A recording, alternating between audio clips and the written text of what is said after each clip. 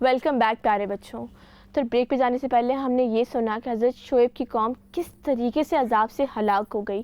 حضرت شعیب جب واپس آئے اپنے شہر کے اندر اگلے دن تو انہوں نے دیکھا کہ تمام لوگوں کی لاشیں بکھری ہوئی ہیں, اور پتہ ہے انہیں افسوس نہیں ہوا. انہیں افسوس پتہ ہے کیوں نہیں ہوا؟ کیونکہ اگر کوئی اللہ کا حق نہیں دے گا اور اس کا ایسا انجام ہوگا تو کیا ہمیں افسوس کرنا چاہیے؟ نہیں. وہ ان کی غلطی تھی نا کہ انہوں نے اللہ پر ایمان نہیں رکھا, انہوں نے اللہ کا بھی حق نہیں دیا اور انہوں نے بندوں کا بھی حق نہیں دیا. آپ کو پتہ ہے یہ دو طرح کے گناہ تھے. ایک تو وہ اللہ کے ساتھ شرک کر رہے تھے, اور دوسرا گناہ ان کا یہ تھا کہ وہ لوگوں کے ساتھ ظلم کر رہے تھے, وہ لوگوں کا مال کھا رہے تھے. تو یہ لوگوں کا بھی حقوق انہوں نے خراب کیا اور اللہ کے بھی حقوق انہوں نے خراب کیے. اور اس کے بعد ان ایمان والوں نے دوبارہ وہاں پہ ایک بستی بسائی اور وہ لوگ وہاں رہنے لگے.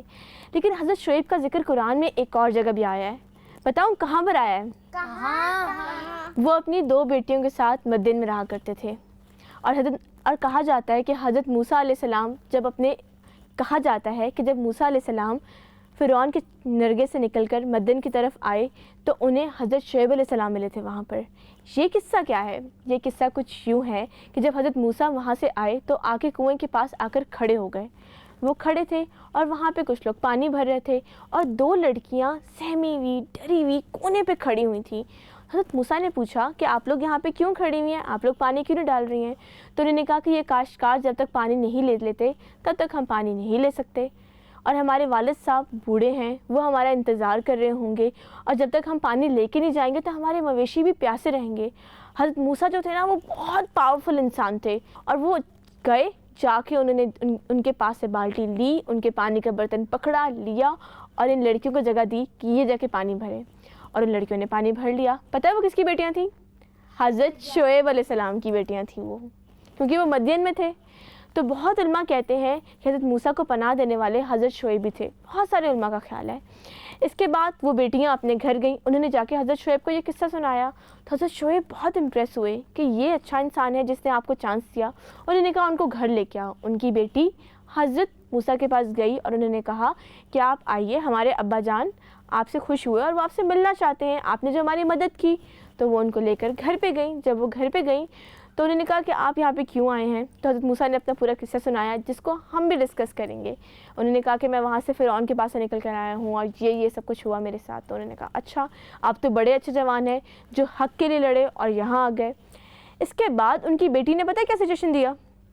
انہوں نے کہا ابا جان یہ طاقتور ہیں, ہم ایسا کیوں نہ کریں کہ ہم ان کو اپنے گھر میں رکھ لیں. حضرت شعیب نے کہا کہ آپ ان پہ اتنا بھروسہ کیسے کر سکتی ہیں کہ انہیں گھر میں رکھ لیں گے؟ تو ان کی بیٹی نے پتہ کیا جواب دیا؟ انہوں نے کہا کہ ابا جان جب ہم راستے میں آ رہے تھے نا تو انہوں نے پتہ ہے ہمیں کیا کہا کہ میں آپ کے آگے چلتا ہوں اور آپ میرے پیچھے چلیں, اور یہ ہمیں اس طریقے سے لے کے آئے اور انہوں نے نگاہ اٹھا کر بھی ہمیں نہیں دیکھا. تو ہم یقین سے کہہ سکتے ہیں کہ یہ ایک بہت انتہائی شریف انسان ہے. انہوں نے کہا اچھا. حضرت شعیب نے ایک بڑے مزے کی شرط رکھی حضرت موسیٰ کے آگے. انہوں نے کہا کہ اگر آپ میرے گھر میں پناہ چاہتے ہیں تو میں آپ کو رکھوں گا, لیکن اس کی ایک شرط ہے, اور وہ شرط یہ ہے کہ آپ کو میری دونوں بیٹیوں میں سے ایک بیٹی سے نکاح کرنا پڑے گا. آپ نکاح کریں. اور ایک اور شرط بھی ہے, صرف اس پہ بس نہیں, دوسری شرط یہ تھی کہ پورے 8 سال کے لیے آپ کو میرے گھر کے اندر میرے مویشیوں کی دیکھ بھال کرنی پڑے گی. حضرت موسیٰ نے یہ شرط قبول کر لی اور وہ ان کے گھر پہ رہنے لگے. اور کہا جاتا ہے کہ انہوں نے پورے 8 سال مدین میں گزارے حضرت شعیب کے ساتھ, اور اس کے بعد وہاں سے ہجرت کر کے وہ واپس مصر تشریف لے گئے. تو کیسی لگی آپ کو یہ اسٹوری؟ بہت اچھی. مزہ آیا؟ جی. اس میں کیا سمجھ آیا آپ کو؟ پہلے میں چاہتی ہوں کہ آپ لوگوں کو خود جو سمجھ آیا میں آپ سے وہ پوچھوں, اس کے بعد پھر میں آپ سے کویشچنس کروں گی جہاں پہ میں فیکٹس چیک کروں گی کہ آپ میری بات کو کتنے غور سے سن رہے تھے. تو مجھے کون بتانا چاہے گا؟ جی, تو آپ کو کیا سمجھ آیا اسٹوری سے؟ ہمیں دوسروں پہ بھروسہ کرنا چاہیے, اچھا گمان رکھنا. یعنی کہ آپ کو کیا سمجھ آیا اسٹوری سے؟ ہمیں دوسروں کے اوپر جھوٹے الزام نہیں لگانے چاہیے. Very good. اور کوئی بتانا چاہے گا؟ آپ بتانا چاہتی ہیں, دیجیے مائک. ہمیں دوسرے کا کام کرنا چاہیے. ویری گڈ, ہمیں دوسروں کا کام کرنا چاہیے. بالکل صحیح. جی, آپ کیا بتانا چاہتے ہیں؟ ہمیں ایمانداری سے کام کرنا چاہیے. ٹھیک ہے, ویری گڈ.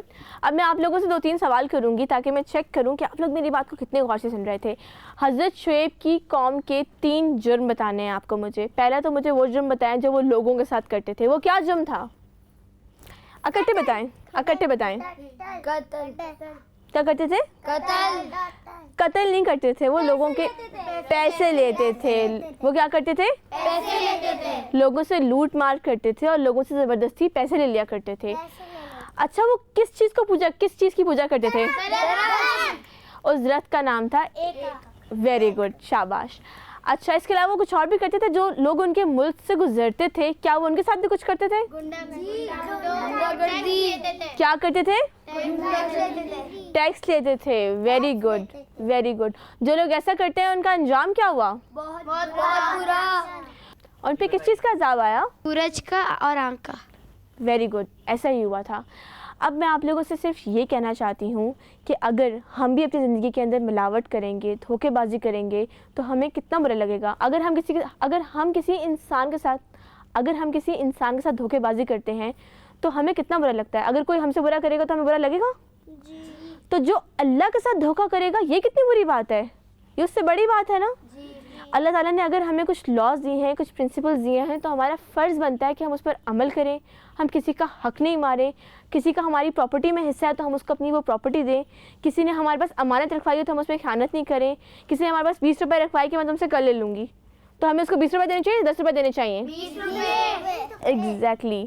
کسی نے ہمارے پاس کھانا رکھا, ہم سے کھانا کھا لینا چاہیے بغیر اجازت کے. نہیں.